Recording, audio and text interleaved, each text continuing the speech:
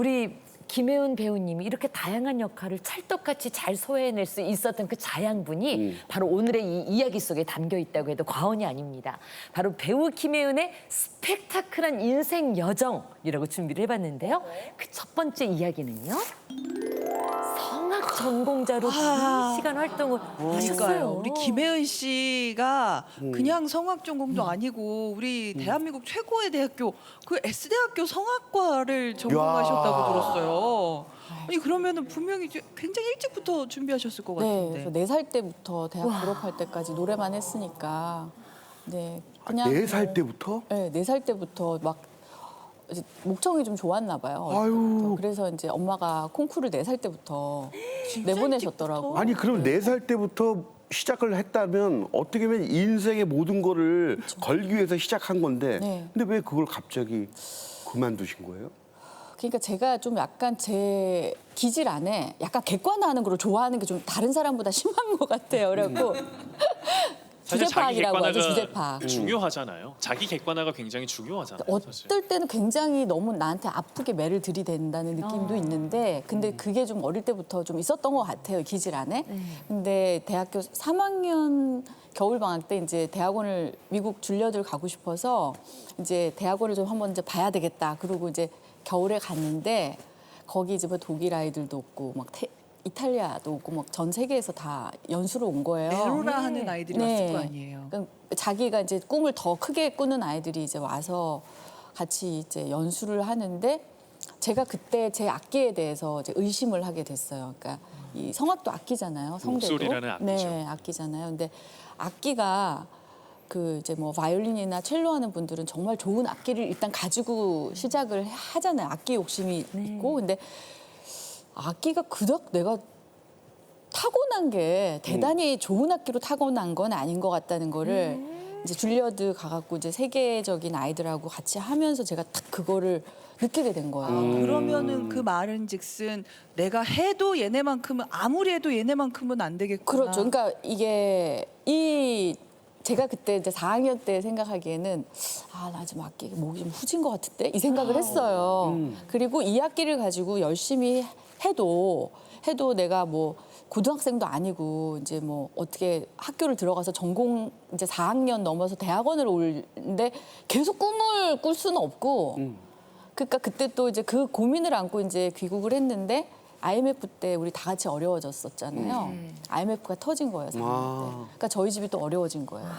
그러니까 또 전 장녀고 이러니까 내가 세계적인 프리마돈나가 돼야지 하는 확신이 있어야 엄마 어려워도 나 좀 밀어주세요 이게 되는데 약간 그 부모한테 이게 할 짓이 아니다 이런 생각이 들더라고요. 그래가지고 조용히 재정적 지원을 계속 받는 게 미안했군요. 너무 미안하고 그러니까 들어가는 돈도 사실 IMF 더 아마 터졌으니까 들 거고. 네. 미국 가서 공부하는 돈은 더 많아지고 근데 그럴 시기라도 사실 그 동안에 해왔던 게 있고 네. 또 S대 성악과도 갔고 뭐 연수도 갔으니까 부모님 입장에서는 그래도 또 계속 해보는 게 어떠니 맞아요. 이렇게 얘기를 저희 하셨을 어머니가 것 같거든요. 그래 막 네. 되게 많이 우셨고 그러니까 저희 얼마나 어머니가 4학년 때 속상하셨을까. 이게 4살 때부터 막 이렇게 길러왔잖아요 저를. 그러니까.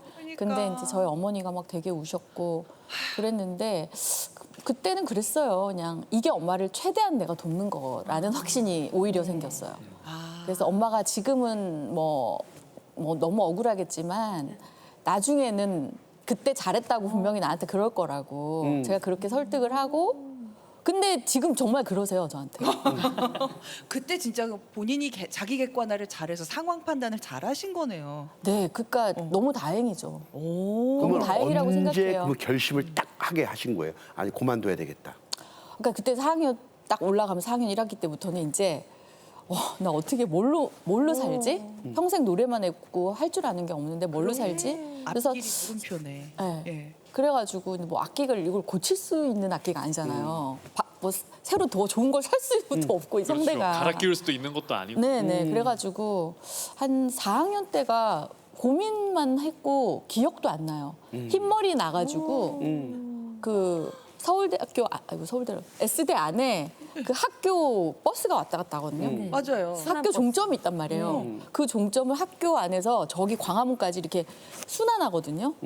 순환하는 버스를 계속 타고 다녔어. 안 내리고. 안 내리고. 고민- 4학년 때 그 얼마나 고민이 많았으면. 그러니까 이제 계속 생각은 하고 싶지 않고 드라이브는 하고 싶고 그러니까 좌석 버스를 타고 계속 드라이브를 했어요. 서울을. 그 기억이 나고 그 정도로 고민을 하던 시기였고 힘든 네. 시기였네요. 그러니까 졸업만 무사히 하자. 졸업 연주까지만 무사히 끝내자. 그래서 졸업을 하시고 맞습니다. 그러니까 긴 시간 매진해 왔던 거를 단순간에 놓는다는 게 정말 쉬운 일은 아니었지만 그 결정을 내리고 난 후에 바로 기상캐스터로서의 그래요. 또 꿈을 키우기 아니 시작하셨어요. 사실요 저희 아나운서실에도 네. 서울대학교 성악과 출신의 아나운서 후배가 들어왔어요. 네, 네, 요즘에는 이렇게 성악하고 방송하는 친구들이 좀 간간히 보이거든요. 네, 네. 근데 김혜은 씨 같은 경우는 그 굉장히 그때 거의 최초지 원조죠, 않았나 원조. 싶은데 네. 어떻게 성악을 하다가 기상캐스터가 됐을까? 그러니까 IMF 그 해가 참 저에게는 아픈 해였는데 그래서 이제 뭐 4학년쯤 됐을 때는 뭐 생각도 안 날 정도로 흰머리 나고 막 그렇게 지나다가 노래는 아닌 걸로 이제 결정이 났잖아요. 그러니까 내가 뭐를 해서 직장 생활을 해야 되는 거 아닌가? 내가 할 수 있을까? 막 이러다가 그 이기원 선배님께서 저희 KBS 네네. 그래서 제가 이기원 선배님. 선배님한테 몇 번이나 예. 사석에서 만나서 말씀드렸는데 어머. 선배님 아니었으면 저는 이 자리에 없었을 오. 거예요. 왜냐하면 어. 그 KBS 뉴스 답답하니까 뉴스 보잖아요. 뉴스를 보는데 그때 그 당시에 KBS 뉴스를 이기원 선배님이 하셨는데 예. 그 목소리가 이 복식호흡 하는 게 제 눈에 보이는 거예요. 아. 발성이 보이는 네, 발성이 제 눈에 보이는 거여서 아주 근데 체구가 작으신데 목소리가 단단하시잖아요. 퇴직하시기 전까지도 뉴스를 하다가 네, 근데 이제 복식호흡을 아나운서들도 하는구나 이러면서 봤는데 그럼 나는 평생 복식호흡을 연습했는데 난 저거는 하면 어떨까 이런 생각이 드는 거예요. 그래가지고 되게 멋있다. 그래서 이제 알아봤어요. 그 아나운서 아카데미. 그랬는데 보니까 K하고 M은 다 마감이 됐고 S만 남아 있는 거예요. 그래가지고 그때 등록을 해서 네, 등록을 해가지고 열심히 다니고. KBS, MBC, SBS 왜 말 못해요? 아니, 편하게 글쎄 말씀하세요. 어디서 본 예. 거 있어가지고 쪼네요. 우리 저희 KBS는 아주 열려 있는 방송국입니다. 그렇죠. 네. SBS 국민의 아카데미 방송. 다니셨군요. 국민의 방송. 그래가지고 하여튼 SBS 아카데미 다녀가지고 뭐 KBS도 봤어요 시험을.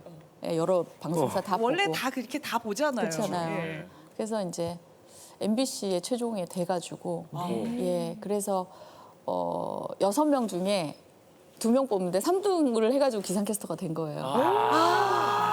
또 원래는 근데 아나운서 지역의 아나운서를 또 하시다가 그래서 또 이제 기상캐스터가 된 거를 제가 3등인 걸 몰랐잖아요. 몰랐을 거 아니에요. 떨어졌으니까.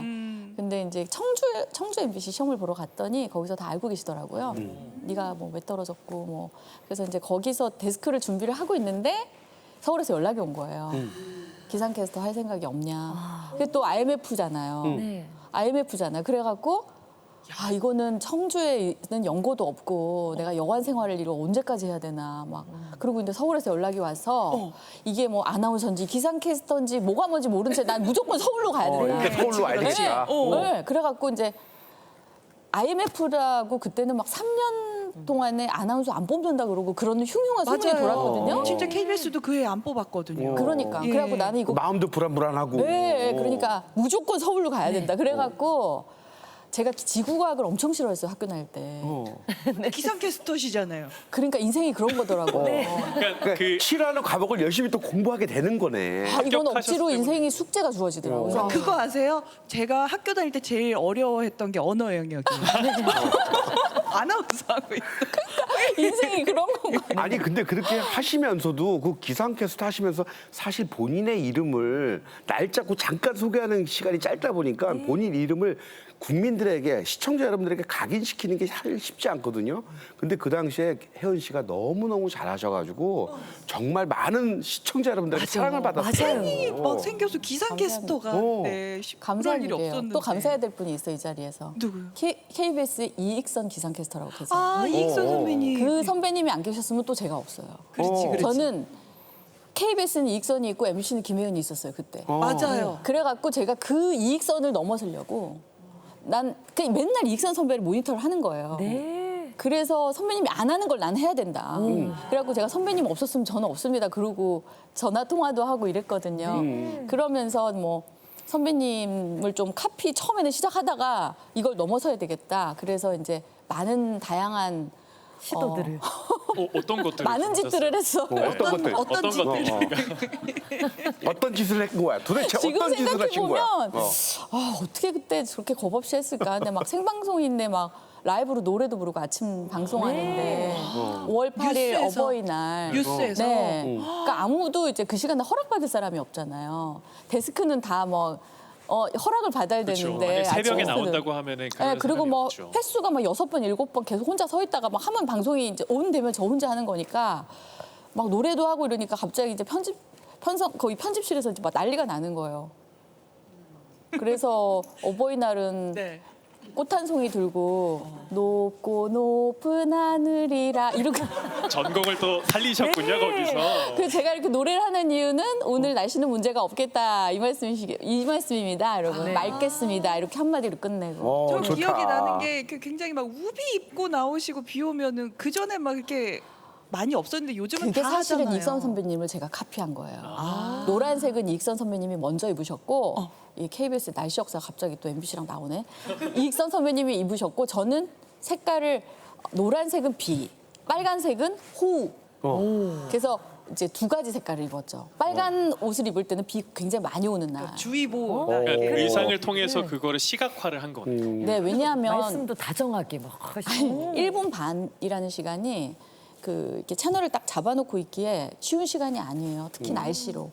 그러니까 시각적으로 뭐 이렇게 딱 뭔가 특이한 게 있어야 이렇게 시청자들이 보시니까 그걸 계속 궁리했던 것 같아요. 이게 확실히 아침에 생방송 오래 하시던 경력이 있어서 오늘 이렇게 말 풀리시니까 아침마다 굉장히 풀렸나요, 불편하게 지금? 하시고. 처음에는 조금 긴장하신 것 같았는데 전혀 지금은 그런 아 게 안 그래요? 되세요. 아니, 아니, 근데- 워낙 잘 해주시니까. 그렇게 뭔가 열정적으로 네. 기상캐스터 활동하다가 갑자기 그만두시게 되셨죠? 아 그러니까요. 그러니까 제가 재객관화를 굉장히 빨리 잘한다고 말씀드렸잖아요. 그러니까 이게 어느 순간부터 이게 이 조직 안에서 내가 어떤 존재인가 또 막 이렇게 객관화해서 또 보는 거예요. 그러니까 한 4년 차쯤 되니까 이건 나 아니어도 또 누군가 해도 되는 자리다라는 거를 좀 이렇게 본능적으로 알게 된 것 같아요. 약간 배터리가 좀 있으면 갈아 껴져도 이 조직이 굴러가는 데는 아무 이상이 없고 그런 게 제 눈에 보이기 시작하니까 아무리 열심히 해도 이게 좀 약간 덧없는 것 같은 그런 처음에는 뭔가 틀을 깨기 위해서 여러 가지 창의적인 시도도 해보고 네. 했는데 네. 어느 순간 내가 여기서는 더 이상 할 게 없구나라는 좀 생각이 드셨던 네, 그런 거군요. 계기가 하나 있었는데 네. 제가 이제 데스크를 9시 뉴스 데스크를 하고 근데 이제 저는 이제 리드멘트를 할 때 엄청 하루 종일 고민을 하거든요. 독특하게 시작하려고. 어떻게 시작을 빤하지 할까? 않은 말을 하려고. 그래서 이제 그게 가장 큰 제 그때 하루의 고민이었는데 그거를 이제 막 고민을 해서 막 딱 오프닝을 하잖아요. 그러면은 그 다음에 아침 뉴스 하는 그 또 기상캐스터가 그걸 그대로 써요 리드멘트를. 근데 원고에 있으니까는. 네네 제 원고에 있으니까 이제 선배가 그날 전날 이제 리드멘트를 했으니까 안심이 되잖아요. 왜냐면 데스크에 나갔던 거니까. 그렇지. 그 다음에 아침 뉴스에 그대로 쓰는데 그러니까 후배들은 또 이렇게 그냥 따라하는 게 따라 하는 일단 건데 안심이 저는 되니까. 놀란 게 조직에서 아무도 그걸 몰라요. 그러니까 얼마나 관심이 없는지를 제가 안 거예요. 나는 제가 이렇게 노력하는데, 고민하는 거가 고민하는데. 누가 해도 상관없고 따라해도 아무도 모르고 이게 저한테 너무 슬프게 다가오더라고요.